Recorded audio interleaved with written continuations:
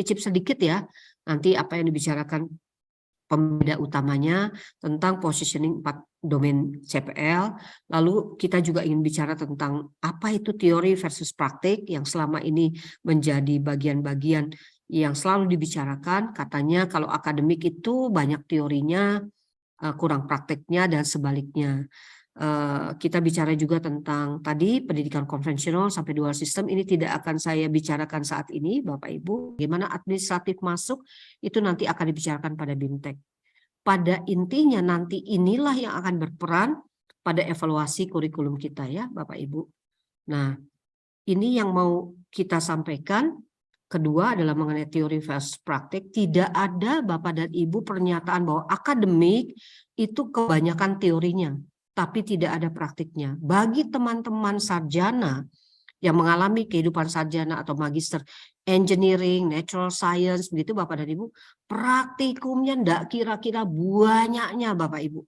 Seminggu itu bisa 3 kali dan sehari penuh pada saat praktikum, pagi dan sore, bikin laporannya. Cuma SKS-nya kecil, itu saja Bapak Ibu. Jadi bukan berarti loh yang akademik ini tidak banyak praktikumnya, sangat banyak. Karena tidak boleh ada pernyataan yang akademik ini bisa mikir, nggak bisa kerja gitu. Bapak Ibu, dan sebaliknya yang di sebelah sini bisa kerja, nggak bisa mikir. Kalau Bapak Ibu menyelenggarakan program-program yang sifatnya soft engineering, misalnya seperti bahasa atau sosiologi atau hal-hal yang berkaitan dengan social science, bisa saja lebih banyak konseptual yang diberikan. Belum tentu praktek-prakteknya juga sebanyak teman-teman di akademik, tapi yang dia engineering atau natural science. Gitu Bapak Ibu.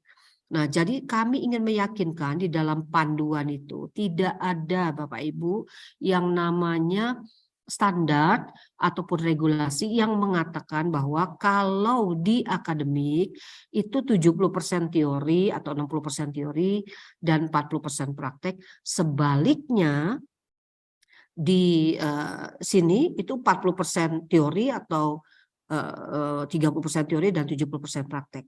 Kekeliruan yang pertama adalah ini Bapak Ibu. Untuk level 6 dan 5, nih Bapak Ibu, 6 dan 5, mereka-mereka yang lulus di situ belum mampu menguasai teori. Penguasaan teori dan betul-betul depth-nya dan sebagainya itu pada level 8. Untuk filosofinya ada di level 9. Jadi pada level 6 dan 5, teman-teman semua sebagai para dosen belum memberikan teori secara in-depth sebagaimana yang harus dikuasai oleh orang-orang pada level mastery. Ya, yang diberikan baru pada konsep-konsep dari teori-teorinya gitu Bapak Ibu.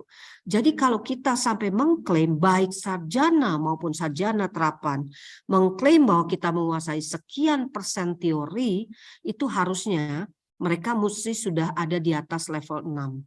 Sudah menuju kepada level-level 8 khusus untuk yang itu. Jadi sementara prakteknya di kurikulum kita memberikannya konsep theoretical, belum penguasaan teori. Itu yang pertama. Yang kedua yang membedakan antara akademik dengan vokasional bukan presentasi teori praktek, tetapi outcome daripada pendidikan ini. Pendidikan ini akan menghasilkan orang-orang yang mengisi area of occupancy yang luas, tapi yang ini akan menghasilkan keahlian kerja spesifik dan harus menjadi problem solver, bukan pengembang. Gitu ya Bapak Ibu. Pengembang kita titipkan kepada mereka, tapi di sini problem solver. Karena dia problem solver, kurikulum di sini harus berbasis direct competence untuk men-solve problem-problem tersebut. Harus kurikulumnya ini membawa banyak sekali studi-studi kasus. Harus banyak diperkenalkan dengan industrinya. Magang, kenapa itu ada masalah di situ. Nah, kalau akademik tidak demikian. Begitu Bapak Ibu ya. Jadi yang membedakan bukan prosentasenya. Karena sering sekali teman-teman saya itu membuat kurikulum, tadinya dia bikin kurikulum S1, tapi kemudian karena dilarang membuat S1, dialihkan jadi D4, maka mata kuliahnya digantikan jadi praktek, seperti itu Bapak Ibu. Nah berikutnya Bapak Ibu, sedikit lagi ya Pak Heril, ini adalah evaluasi internal yang kita sarankan biasanya hanya mahasiswa ke dosen, dan itu sangat bias Bapak Ibu. Kalau mahasiswanya senang sama dosennya, dia nggak baca tuh kuesioner, isi bagus semua. Sebaliknya dosen yang bagus tapi tegas dalam nilai, dia bisa nilainya buruk. Nah, di dalam panduan kita, apabila Bapak dan Ibu berkenan menggunakannya, kita menggunakan sistem digital atau online ya, penilaian dari semua pihak.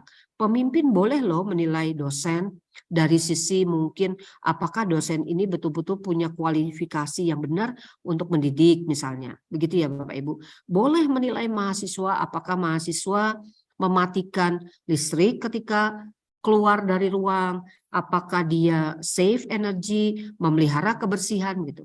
Mahasiswa boleh menilai pimpinan dari sisi ketersediaan internet, LMS, kecepatan pelayanan, dan seterusnya. Semua instrumen daripada kuesioner tidak diarahkan kepada pribadi-pribadi, tapi sebagai sistem, begitu ya Bapak Ibu.